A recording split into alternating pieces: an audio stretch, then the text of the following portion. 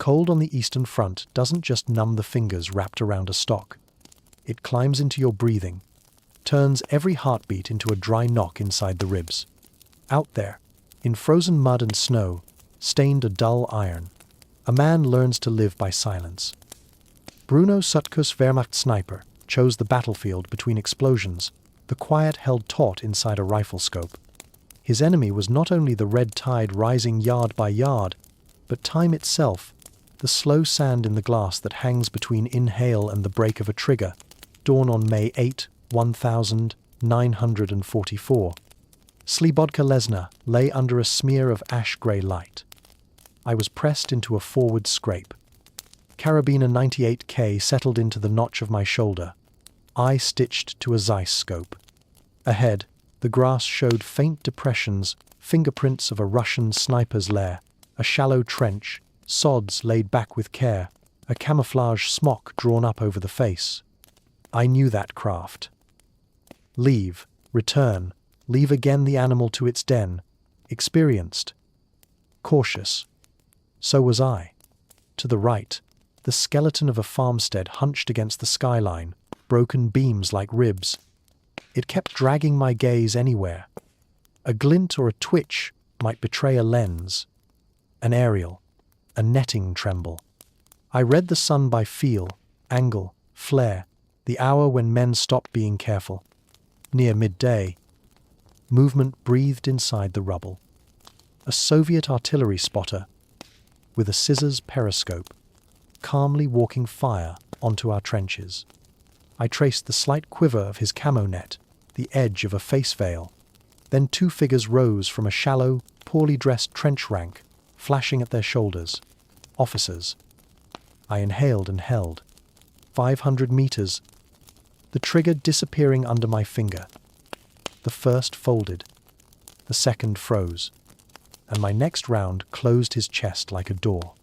In that shiver of commotion, the sniper I'd marked earlier swung toward my muzzle flash. His round hissed past my head, close enough to hear the air tear. Mine found him first. He fell. My first confirmed. Not my last. Morning of the 9th, mortars stitched our sector with insulting precision. I needed height. A tree gives you sky and an easy death if they see you. I climbed, bark slick with dew. Through glass. Of fortified knot trenches crowded with men, tanks, and at guns behind. Wait. Wind light. Leaves still. An officer strutted along the parapet like a promenade. One shot hinged him down. Another followed. He learned nothing from the first. Then they raked my tree, splinters raining with the resin, sweet stink of fresh wood, but the work was done. Lieutenant Walter, our battalion adjutant and my observer, confirmed the kills.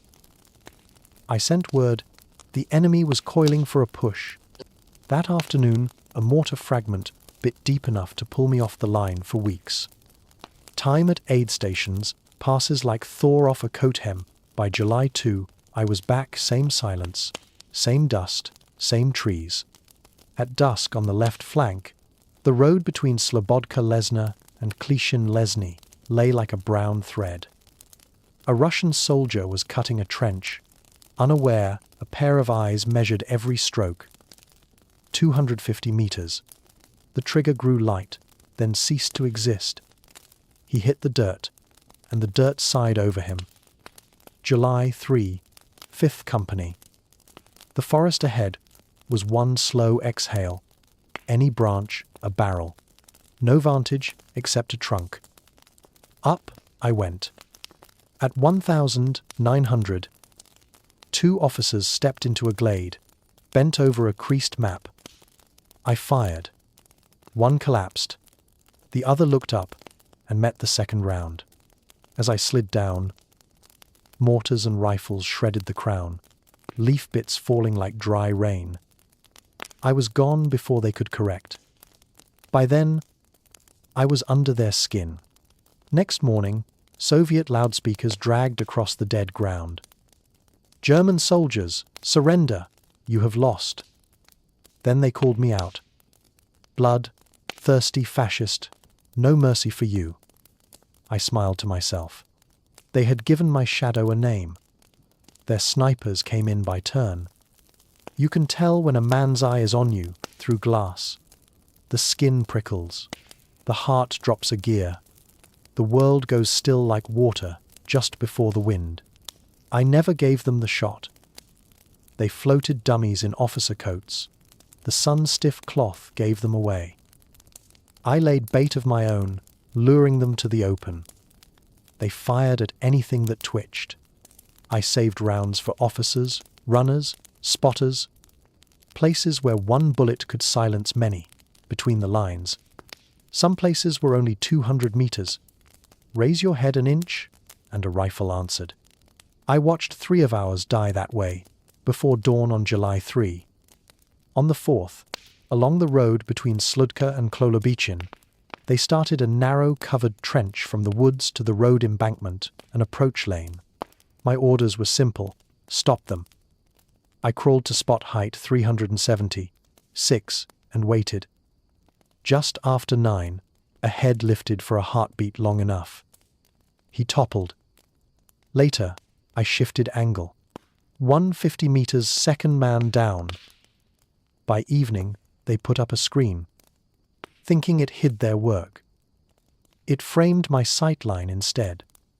As the sun bled low, 3 more fell, with shots to head and chest. 5 confirmations in a day. Sergeant Haplin watched each hit in silence. Then, after the 5th, he only nodded. That nod weighed more than any ribbon. Those days were brutal. They came in waves, leaving their wounded behind. One lay groaning in the grass 150 meters away, closer to them than to us. I never raised my rifle against him. We thought they'd come for him in the dark. We would have. They didn't. Dawn found him still there, his breath snagging in the wet. Anger warmed the back of my hand, the only warmth left. War teaches you how an enemy treats his own. A sniper doesn't just count bodies. He counts his own errors. I drove myself into ritual, a red dot the size of a thumbnail, at 100 meters. 5 shots had to live inside it, or I kept at it. Range, wind, sun angle, these had to become animal instinct. There were no lasers in 1944, only eyes, lungs, and a rifle kept like a living thing. I never used tracers, glowing breadcrumbs back to your coffin. Never chose a pretty tree. Obvious cover is the first place a hunter looks. My sniper smock was earth brown, white inside for snow, hooded and loose enough to move in any contortion. Bore polished, oil fresh, the rifle hung safe and straight. When the moment comes, you hand your life to a firing pin, make sure it won't betray you. At first light on July 5, I pushed 50 meters into no man's land, right up to our own minefield. On their side, a Russian sniper had chosen a tree, thinking himself clever, but his weapon's silhouette wrote a black line against the brightening sky. 2 shots. He fell, snagged and hanging like a puppet gone slack. I marked it as number 12, not for boasting, only to remember it survived 1 more minute. That is how a name is carved into shadow, not with cheers, but with the silence between detonations. At Slobodka Lesna, with wind-cutting cheekbone and cold mud on the knees, I learned the only lesson that matters: control. Control of breath. Control of fear. Control of the instant the trigger breaks, where war holds its breath with you for a fraction of a second and then never gives back what it takes. By July 1944, the forests east of Białystok had become graves made of mud. The war no longer moved in sweeping arrows on a map. It crawled, inch by inch, through the undergrowth. The Soviets had learned. So had we. Every tree was a sentry, every hollow a trap. When I returned to the front, on July 2, the air smelled of rain and cordite. The roads shimmered with puddles that hid more than they showed. To the left of the Slobodka, Klichin Road, I set up again, just a man and his rifle. the world compressed into a scope no wider than a coin. A Russian soldier appeared, unaware he was being measured.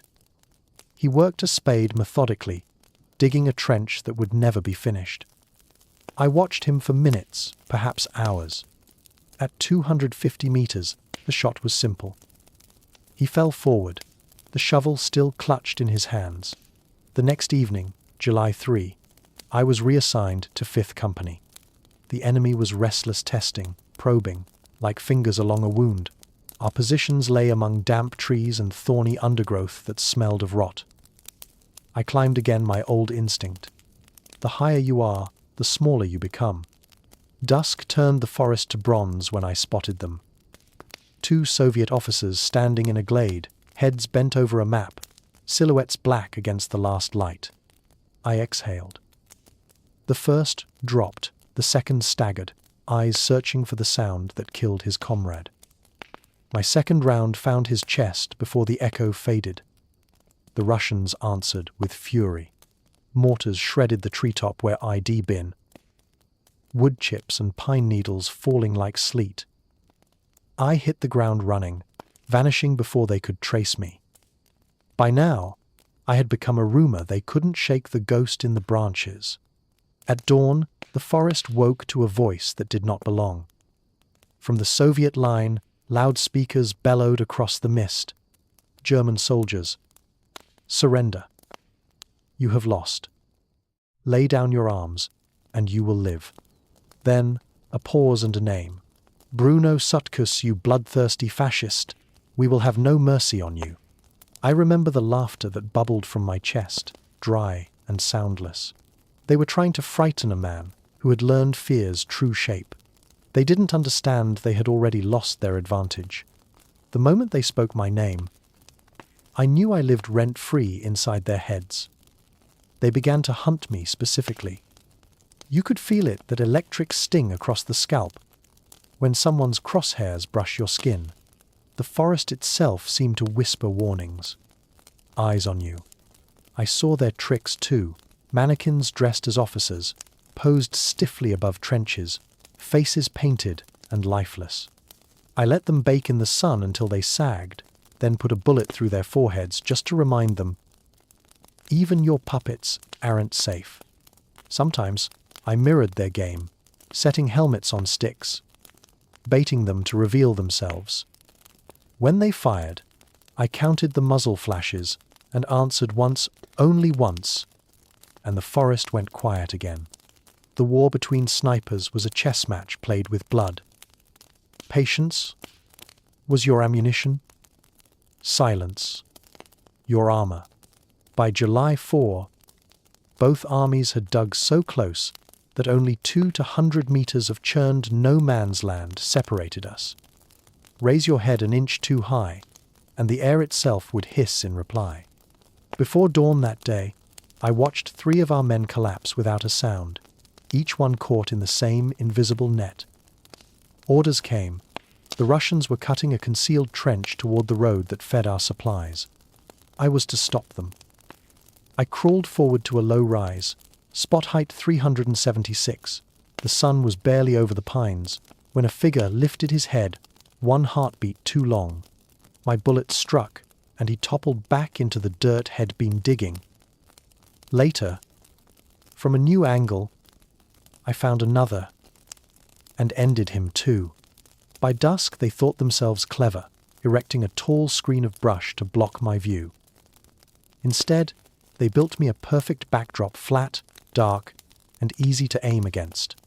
When the light turned amber, 3 more Russians fell through the chest and face, 5 kills in one day. Beside me, Feldwebel Hapland said nothing. After the 5th shot, he simply nodded once, a small, heavy motion that meant we're still alive. It was worth more than a medal. But the war doesn't hand out silence for long. That night, I listened to the moaning from the field between the lines. One wounded Russian lay there, maybe 150 meters away. He had been left behind, no rescue party, no mercy. We would never abandon our wounded like that. Each cry cut through the dark like a blade. We cursed the Red Army not for their strength, but for their cruelty. By morning, he was still there, a shape that no longer moved. The grass around him glistened red. It told me everything I needed to know about the men I fought. I focused harder after that. Shooting was no longer killing, it was preventing. Each round I fired meant one less of ours would fall. I trained obsessively 5 rounds inside a dot, no bigger than a thumbnail at 100 meters. I memorized the language of wind, the subtle pull of light on steel. There were no rangefinders, no lasers, no second chances, just instinct, lungs, and the rifle. You tend your weapon like a lover because it's the only thing between you and death. My Kar 98K was flawless. Zeiss 4x scope, bore polished mirror, clean, oil always fresh. I never used tracer rounds. That glowing streak was a signpost, pointing straight back to your grave, and I never chose good cover. Big trees draw bullets first. My sniper smock was reversible, earth brown for soil, white for snow. It smelled of oil and pine and fear. I trusted it more than any uniform. At dawn on July 5, I crawled into no man's land, right up to our minefield. A Russian sniper had taken to a tree on their side, the fool thinking himself invisible. Against the brightening sky, his rifle looked like a black bone. 2 shots. He dropped, caught in branches, hanging limp, killed 12. Later that day, I spotted another by a machine gun nest. We fired almost together. His bullet carved the dirt before my cheek. Mine struck true. The gun crew tried to return fire, but I shifted position and took them one by one. Gunner, loader, runner. 3 clean shots. 5 confirmed kills before the sun set. 5 fewer men to shoot back tomorrow. Sergeant Haplin watched beside me, face pale in the twilight. After the last shot, he whispered, "You make it look easy." I didn't answer. Nothing in war is easy, only necessary. And when night fell over the blood-wet fields of Slobodka Lesna, I understood the truth. Every sniper eventually learns. Your job is not death. Your job is control of the moment, the mind, and the silence that follows. The forest north of Magua was breathing again. You could hear it in the wet crackle of twigs, the hiss of water dripping from the pines after a night of rain. It was July 6, 1944, to a date. I would never forget when silence itself became a weapon. Our orders were simple: reconnaissance of enemy fortifications in the lunar Schneidgieser woods. Our team: 3 men from 5th Company, me, and 2 others with nerves steady enough to crawl into a hornet's nest. Our task: map their trenches, spot artillery emplacements, and return unseen. No medals, no witnesses. Just proof we came back alive. We moved like shadows, inch by inch, through soaked undergrowth. The mud sucked at our elbows. Every branch that snapped felt like thunder. Ahead, a faint shape. A sentry, Soviet, bored but breathing. His helmet glimmered with dew. He didn't see us. My crosshairs steadied. 1 muted crack. 1 body crumpled. The forest closed around the sound. Another figure appeared, drawn by the noise rifle. Half raised, eyes uncertain. I could almost feel his fear. My shot turned it into stillness. Moments later, flickers faint movements between trees. Ghosts more than men. The hardest part of a sniper's work is not pulling the trigger. It's knowing when to wait. I waited. A figure leaned from behind a mound of dark earth. A flick of motion, then a breath. The rifle kicked softly. Another man gone. 1 more stepped forward to help him, same hesitation, same ending, and then the forest screamed. A 7-man Soviet patrol burst from the shadows, gunfire erupting like dry lightning. We had walked into their jaws. The world shrank to muscle memory aim, exhale, fire. The machine gunner was first. His weapon clattered as he folded. We began falling back, one deliberate step at a time. My pulse was calm, unnaturally so. A flash of movement, an officer yelling orders near a barricade. One clean shot. He never finished the sentence. By the time the forest quieted, 7 men were dead, and we were gone not heroes, just survivors of an invisible duel. That evening, back behind our lines, the silence was louder than any firefight. The men in the trench looked at me differently. To them, I wasn't a man anymore. I was the rifle. "You don't speak much, Sutkus," one of them said. "I only speak when I miss," I replied. The next day, July 7, I returned to the same woods, this time with 6th Company. My position was a tree that smelled of sap and death. Below, Russian sentries paced with the arrogance of men who believed no bullet could reach them. I waited until one turned broadside. 200 meters. One squeeze. He folded backward into the brush. 15 minutes later, another. Submachine gun flashing in panic, sweeping our lines. My reticle found him before his burst ended. 2 more kills by sunrise. Later, we moved again deeper into the Lunar Schneise. A name the men whispered with the kind of dread reserved for graveyards. At 07:00 hours, I spotted an officer examining our positions through field glasses to 600 meters. My farthest shot yet. I accounted for wind, adjusted 1 notch high, breathed once. He fell without a sound. That single bullet silenced their artillery for the rest of the day, but the forest had no mercy. That night, I climbed another tree, this one rotten at its heart. My observer below, breathing shallow. At twilight, a figure slipped across a clearing. I squeezed. 600 meters again, another clean hit. Then, all hell broke loose. Machine gun tracers slashed through the trees, 9 rifles barking from the darkness. Bark exploded around me. Chips stung my face. I stayed still. A sniper's best defense is invisibility, not armor.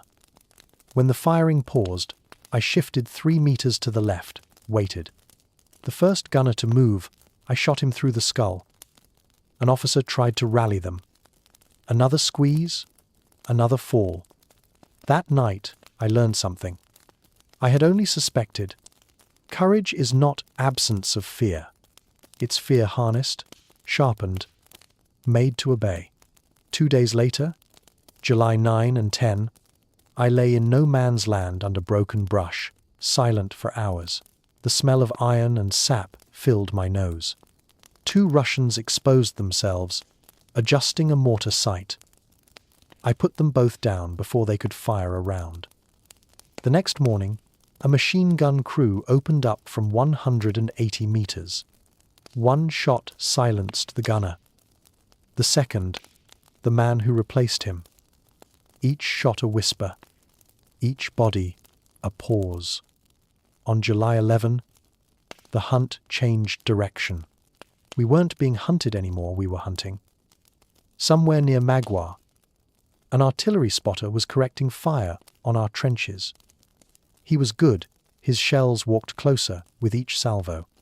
I crawled to a ridge 280 meters out. Mist clinging low. Then I saw it. A faint flash of glass high in a tree. His periscope. 1 shot shattered it. A second found the man behind it. That evening, mortar rounds crashed around us again. I picked off 2 gunners through the smoke at 300 meters. But we lost men that night. Friends with names I can still recall, but choose not to speak. On July 12, I pushed forward nearly 750 meters into no man's land. The mist made the world small. From that crawl, I saw their command bunker, an officer stepping out, his soft cap catching the light, 1 round, then another, for the man who ran to help him. The next day, I caught a flash sunlight, glinting off a rifle scope. I fired first. He never saw me. By July 14, I was exhausted. The war had become repetition crawl, breathe, kill, vanish, but repetition breeds precision, and precision breeds survival. That day, I shot 2 men near a fire, another digging, all within minutes. My observer whispered the confirmation counts. When I returned to the lines that night, my commander handed me an envelope. "You've been cited," he said. "For what?" "For doing your job too well." Inside was the Iron Cross, 2nd class. I accepted it, covered in mud. Still in my sniper smock. The smell of burned powder clinging to the fabric. Hours later came a letter from General Major Schupflug himself. "For your exemplary and outstanding achievement as a sniper, I express my very special recognition." I didn't feel pride. I felt something colder. The knowledge that each word of praise was written in someone else's blood. The next morning, July 7, 1944, I was back at the same road where I'd first killed. New company. Same ghosts. In the grey before dawn, a Russian sentry appeared. 200 meters. 1 shot to the head. Then another soldier with a submachine gun fell seconds later. By 0700, an officer appeared inspecting his men. 600 meters. 1 breath, 1 squeeze. He collapsed. That was my farthest kill. The Soviets stopped their artillery that day for a few brief hours. The forest was silent, but I was not done. By evening, 2 more. They found my perch, eventually 9 rifles, blazing upward.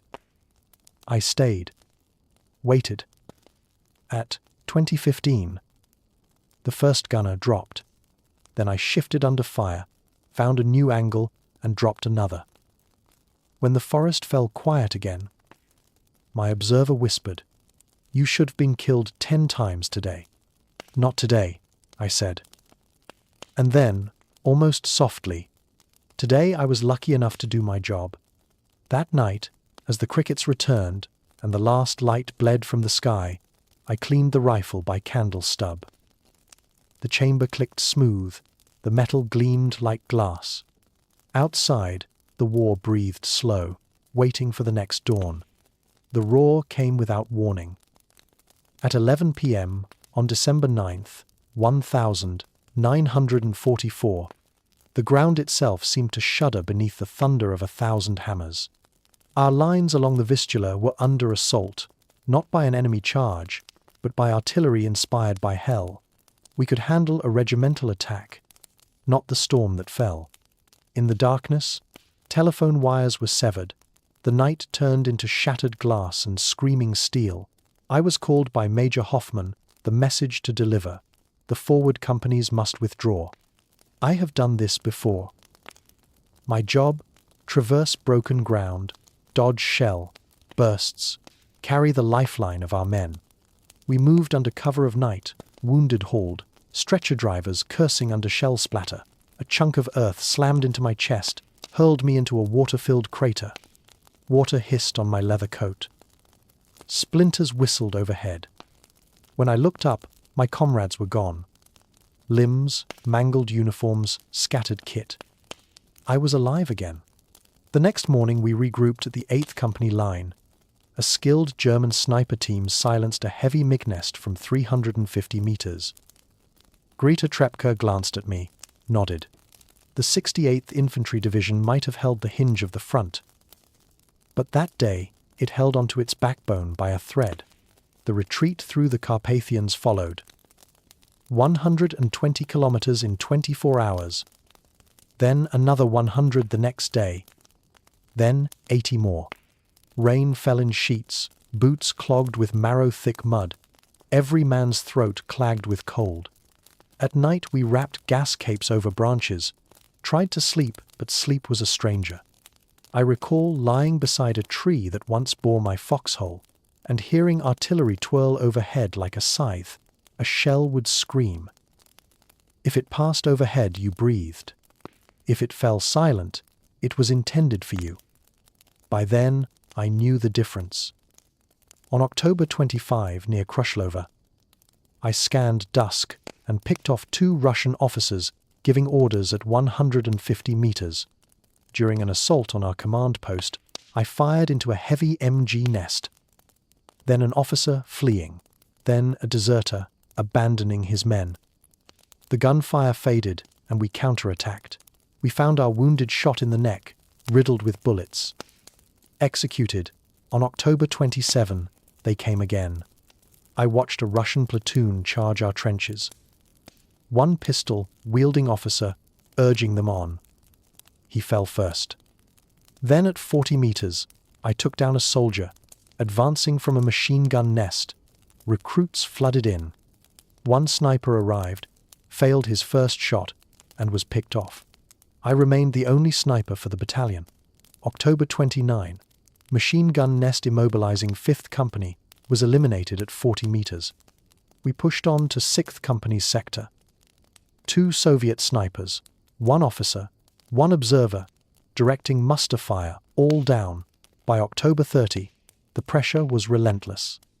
I crept 50 meters ahead of our trenches, and from 20 meters eliminated 2 forward observers. The fog dripped from my helmet. I kept moving. I watched Ho fall into trench water beside me. A friend whose life was thin air and mud. He asked me to write to his mother. Tell her I died at the front. Then he whispered, "Mama," and died. I wiped his blood, gathered ammunition, and held his picture in my mind. On the morning of October 31, I crossed into no man's land near Pisana. I dug in and waited. As dawn painted the field, one dark figure stood out, an officer in a column at 500 meters, 1 shot, 2 down. The Soviets retaliated with fierce shelling. Our artillery returned in kind at a 40-degree angle. Their shells skimmed wide. I stayed still. On November 2, the Russians crawled to our trenches. I was in 5th Company's zone. Identified MG nest, 1 headshot.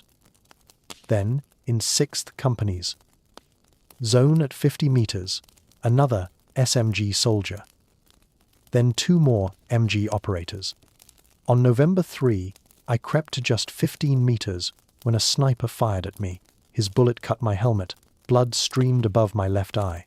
I fired twice, and the first shot missed. The second found him. 2 more Magrang gunner kills. Water pooled in the trench by my elbows. 2 runners came back with 8 mess tins and bread sacks. They were ambushed 300 meters away. When I reached them, they lay in the mud, clutching the mess tins, no drop spilled. Their sacrifice devotion even in death. I carried the food back. By mid-November on Kar Nickelberg, I recorded 2 sentry kills at 250 meters, then an observer beyond the trees at 250 meters, a sniper duel at 300 meters. My tally climbed quickly. A gold watch arrived. The next day, I met General Grasser, who asked about my methods. I told him what I knew. Stealth, patience, discipline. Christmas Eve came. Snow, cold, artillery never stopped. A nurse, Erika Lent, found me in the dispatch bunker. She kissed me. For the first time, I remembered what I was fighting for. December 9 to 10, the artillery barrage hit again. I delivered withdrawal orders alone. The lines collapsed. We carried the wounded. We saved some. The rest are names in the mud. The war did not stop, but I held my rifle steady. Survival isn't luck. It's discipline. It's waiting in the dark until the moment is yours. The Carpathians had gone quiet. After the chaos of December 1944, the world around Jastrabek lay wrapped in a deathly calm. Frozen ridges, black pine trunks glazed with frost, and the ever-present whisper of wind through splintered branches. For the survivors of the 68th Infantry Division, silence itself had become an enemy. Silence meant waiting. Waiting meant fear. Bruno Sutkus crouched in a shallow snow trench, his rifle cradled like a relic. The once bright Zeiss scope was fogged by his breath. His face, burned by wind and powder smoke, looked older than his 20 years. Around him, the snow was not white, but grey, stained with ash, oil, and the faint brown of old blood. He scribbled briefly in his field notebook. The storm is not gone. It is only gathering strength. The storm came on 3 January 1945. Artillery first distant, rhythmic, like the heartbeat of some iron creature stirring awake, the Soviets were preparing for their winter offensive. Their target: southern Poland and everything west of it. For Sutkus, it was simply another day to survive. When the first shells struck, he didn't flinch. The ground leapt, snow vaporized into white dust, and the air filled with whistling steel. He waited through it, counting seconds between impacts. Then he rose, slowly, to his knees, scanning through his scope at 400 meters. 2 figures appeared, officers, conferring over a map. One wore a soft cap. Only officers wore those. He steadied his breathing and squeezed. The man dropped instantly. The second ran. One more squeeze. Silence again. That was the rhythm of his life now.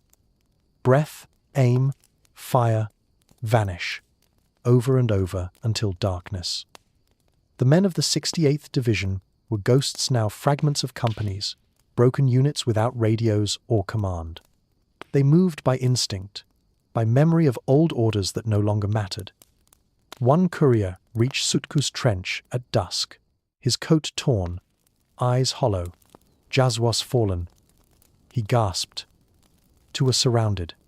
Sutkus nodded once. There was nothing else to say. Night descended, muffling the battlefield under snow.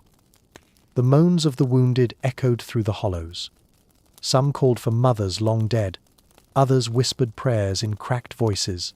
Sutkus just cleaned his rifle. The bolt was stiff with frozen grease. He kept working it until it slid smooth again. He wrote, "You can fear the enemy, or you can fear your weapon's failure, but not both." The dawn of 7 January came pale and cruel. From the east, a red glow lit the horizon, Soviet artillery ranging in. The 68th Division's remaining battalions dug into a ridge outside Krosno, snow up to their waists. Sutkus and his observer, Grenadier Novak, occupied a shallow slit trench at the tree line. They shared a single blanket and a thermos of melted snow. At 6:40, the barrage began. The world turned into fire and thunder. Then came the infantry rows of dark shapes advancing through the smoke.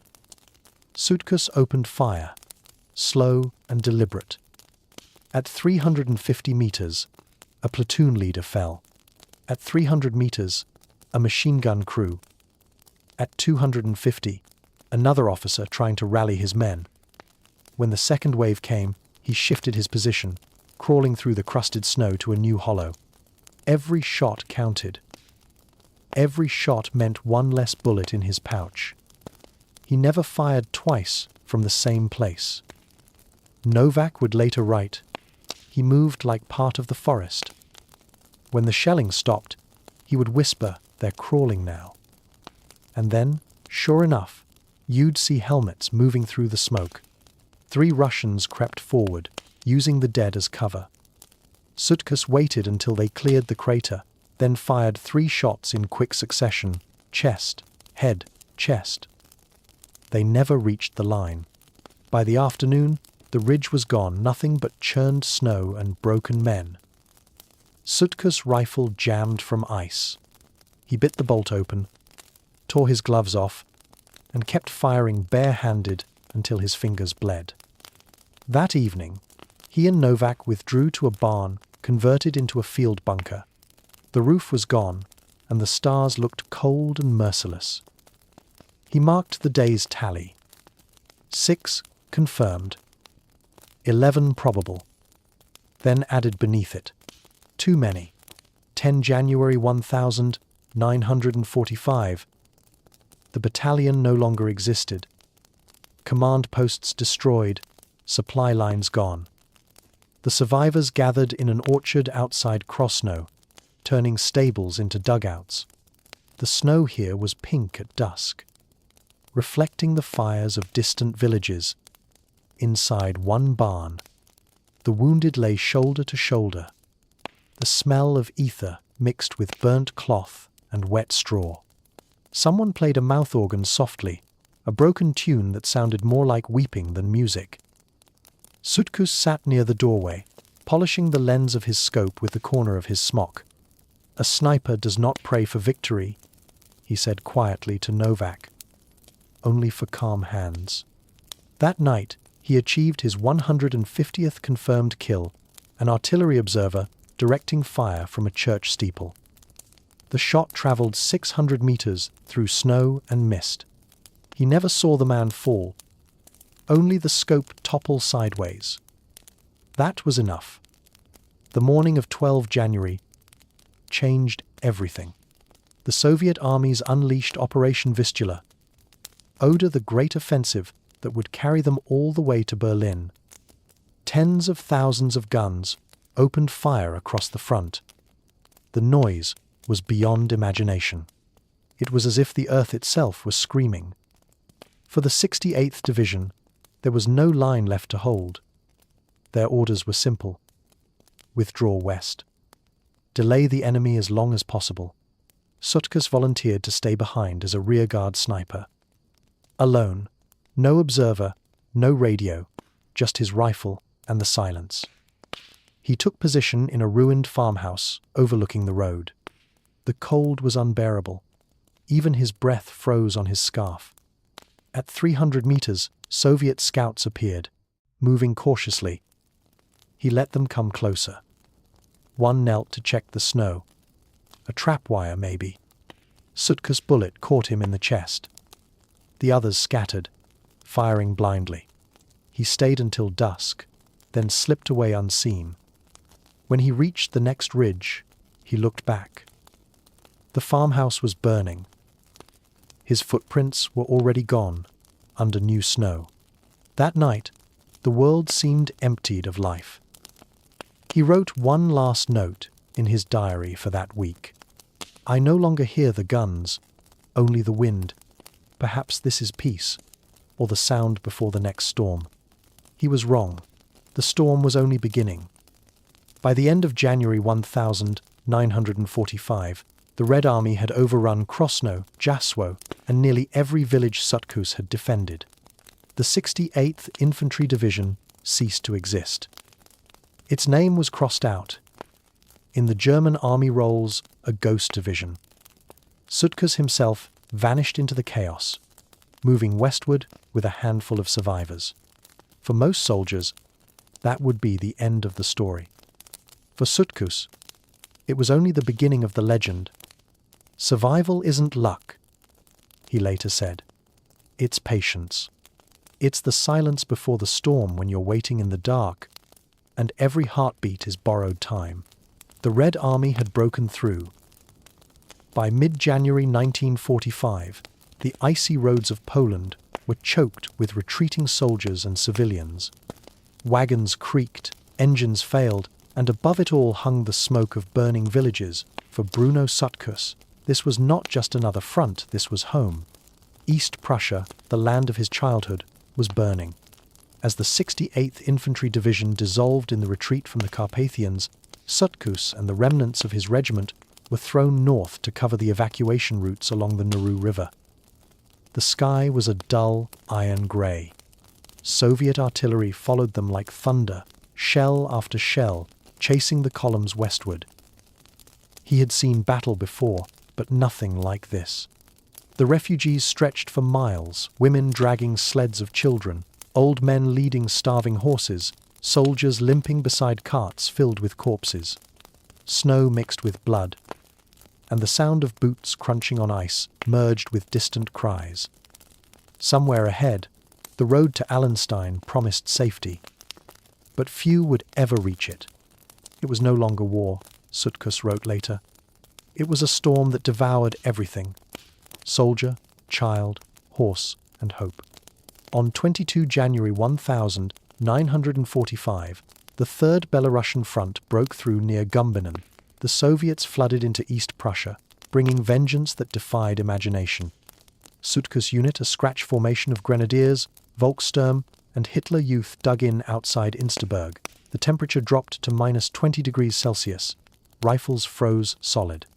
Men fought with grenades, spades, even bayonets wrapped in cloth to keep skin from sticking to the metal. That night, Sutkus scouted forward with 2 men. The moonlight glared off the snow, exposing everything. He led them into a ruined farmhouse where they could see the Soviet columns moving along the road, below, endless, black, and unstoppable. He counted tanks until he lost track. "There is no point in shooting at a tide," he whispered. At dawn, he waited for officers. At 400 meters, a Soviet commissar climbed from a tank to gesture the assault. 1 shot. The man folded backwards. Chaos rippled through the line. For a few minutes, the Soviet advance stalled, but then the artillery returned. The farmhouse disintegrated under direct fire. One of Sutkus' men was vaporized. The other screamed once, then fell silent. Sutkus crawled through a breach, half blind with snow and dust, and vanished into the forest. 3 days later, he reached Tilsit, now under evacuation. The town was a sea of fire. Civilians rushed to the icebound Niemen River, hoping to cross before the bridges blew. Mothers held infants wrapped in bedsheets. Soldiers carried wounded comrades on doors torn from houses. Sutkus helped an old woman onto a sled, then turned back toward the smoke. He had heard rumors: Soviet units executing civilians, villages wiped out in reprisal. At first, he didn't believe them. Then he saw for himself. Near Nemmersdorf, he found the truth. The village was silent, except for the cawing of crows. Doors hung open, horses frozen in harness. Inside the church, the pews were overturned, and the floor was slick with black ice that had once been blood. Women old and young lay where they had fallen. "I had seen death before," Sutkus later said, "but never cruelty." He buried what he could. Then he took position in the bell tower and waited.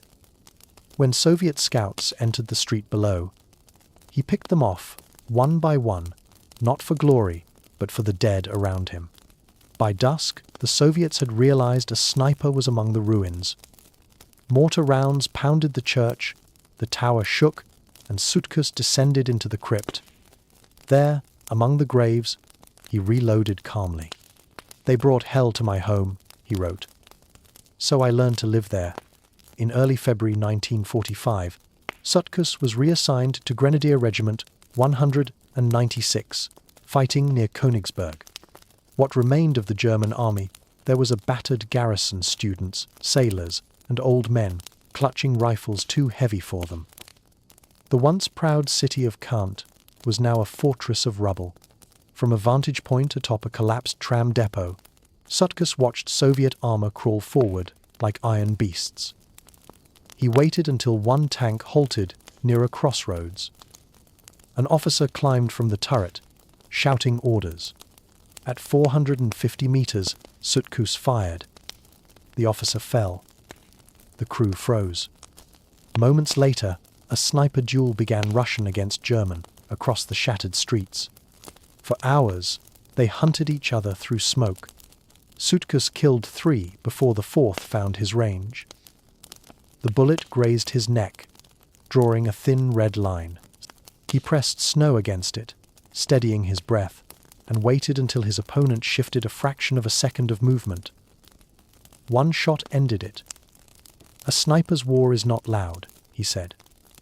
"It's a whisper between 2 men. One lives, one vanishes." By mid-February, Königsberg was under siege. Food was gone.